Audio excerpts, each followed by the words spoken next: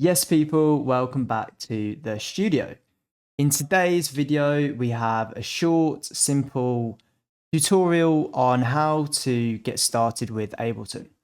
This video is for you guys who are wanting to learn to produce. You've downloaded Ableton and you've opened it up, and it can be quite overwhelming when you first start, but hopefully I'm going to break it down for you in 3 key areas.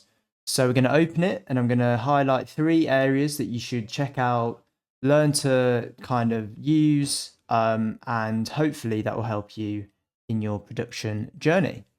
Let's get stuck in. Okay, so as you can see, we have Ableton open. I'm going to cover 3 areas, like I mentioned, that are key to just getting started using the software. So when you first open Ableton, it looks like this. There's 2 views to Ableton. There is the session view, which you can see now, and the arrangement view, which you can now see. So depending on the artist, session view is quite a good tool for artists and producers who want to produce live. So they will have a live setup of pianos, soft hardware, drum machines, and they will be performing live. This is very much catered to their to the ability to do that. Or there are other producers that also will use session view to. It's more to record loops, and through recording the loops, you then record the extent of your set or your track.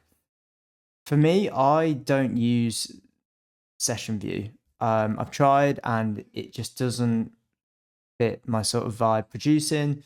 It looks a bit complicated and I still don't quite know how to use it. So I'm going to show you how to use this view. This is the arrangement view.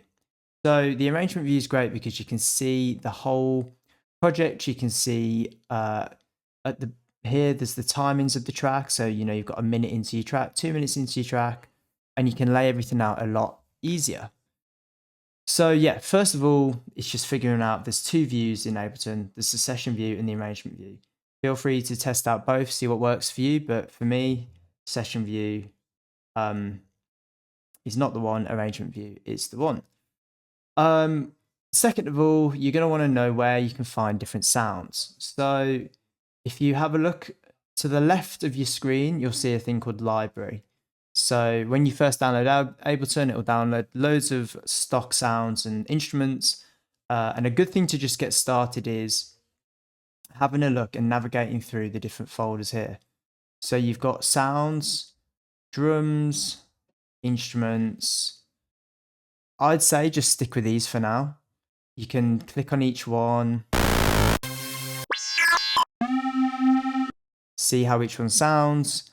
You can see what the instrument's going to sound like, or the drums. You've got drum kits here. So these are basically like their drum kits ready to go. So you can drag and drop these in to your channels here, which I'll explain next, and you've got a drum kit ready to use in your track. Instruments as well, you can filter through the sound you want, you can filter through the character, and there's a few different instruments, excuse me, within Ableton that you can actually make your own sounds off. But that's for another day, that. So yeah, just get used to just seeing where you can find these sounds. You could even take it another step forward and say you want to make house music and you want to find some cool bass sounds. So if you go down the sounds, find a few you like. You don't even have to make anything, just find a few you like. And if you press Control and click, you can add sounds to folders, so your favorites. This is when you're making music and you've got a favorite bass or a piano and you want to use that across the track. So these, you can add sounds to a folder, your favorites folder, before you've even started. Just a good habit to get into. So yeah, so you got 1 session view and arrangement view. 2, your libraries here. This is going to be where all your sounds are. For now, I'm just going to cover the instruments and sounds that come with Ableton, which you can find here. The third part is this column here. So you've got these little boxes called MIDI and audio. Essentially, these are the drawing boards to where you're going to add your notes, your samples, your drums. These are like the foundations to each part of your track. So basically a MIDI track is a channel that you will add a sound to. So, okay, let's do an example. So for example, I'm going to add, so I've clicked this bass and this bass now is loaded into this track.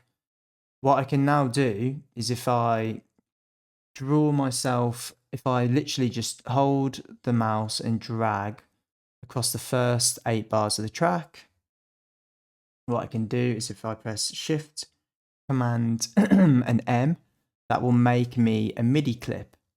So the MIDI clip is what you can draw your notes in. So I've got this wobbly bass, this woozy bass sound loaded into my MIDI track. And if I go down here to this piano and just click this, this little headphone button here, it will turn blue. And boom, there you go. You can hear the sounds. This is where you can start to, if you click in each spot, you can draw your MIDI. Your MIDI is like the little squares, and that will be how long, that'll be where you play, where the sample's like triggered to play and how long it plays for. So there you go. So that is a MIDI. A MIDI is essentially you load a sound into the track and then you can draw where you want it to be played on the MIDI clip. Cool. Another thing I will note as well is at the top of Ableton, you'll see you've got a number here, which is your tempo. This is how quick the track's going to be played. Normally for house music, you're looking at 128 to maybe 134. So it's always good to just drag the number up and down until you get to 128. Other key parts. So we've covered the session views, where the library is with your sounds, and what this column is here. You've got your MIDI, and your other one is your audio. So your audio is where you're going to be dropping MP3s or WAVs or samples directly into the project. For example, I'm just going to drag you one in from my sample collection. So if I drag, drop into the audio channel, the key differences here, you can see the wavelengths. On a MIDI track, you won't be seeing any wavelengths. You just see the boxes where you draw where you want the sound. But an audio channel, you'll see exactly what the vocal looks like. Listen, I was actually just on my way out. So there's the big difference. Just to distinguish between what a MIDI is and an audio is a really good starting point, because you'll be using these forever making music. And essentially, that's what your track will be made of. You'll be, through this arrangement view, you'll be adding tracks. When I say track, I mean, so you've got track 1, track 2, track 3, track 4. You'll be adding tracks or layers to your track, or to your, like, the track you're making. And that will be the foundations of your house music or your tech or whatever you want to make. So there you go. It's a very quick tour of Ableton. I've covered 3 elements that you should definitely check out. Again, this is for total beginners. Everything else, you don't really need to know too much. The numbers on the tracks is how loud the volume is of the track. So with this audio, Listen, I was actually just on my way out. I've got to go. You turn up and down to 0 on the track to sort the volume out. And if you can just get to this point and drag and drop some samples in, choose some of your favorite sounds, it's a really good way to just start using Ableton, figuring out how it works, breaking it all down, because it can be quite overwhelming initially. and yeah, going from there, seeing how you get on. I will be making more beginner videos like this going forward, because I think if you are if you've just brought Ableton and you're really keen to start, the first part is just figuring out what each of these buttons do, how to navigate, and go from there. So one more thing I will note before the video ends is just at the top here, you've got your stop and your play button. So when you press play, Listen, I was actually just on my way out. I've gotta go. so to stop and start, you can also press your space bar, or you can just press stop at the top and it will take your track back to the beginning. Hope this was useful. Like I said, more videos like this will be coming very soon. So yeah, hope you enjoyed, and any feedback you've got, please feel free to message me and let me know. Nice one.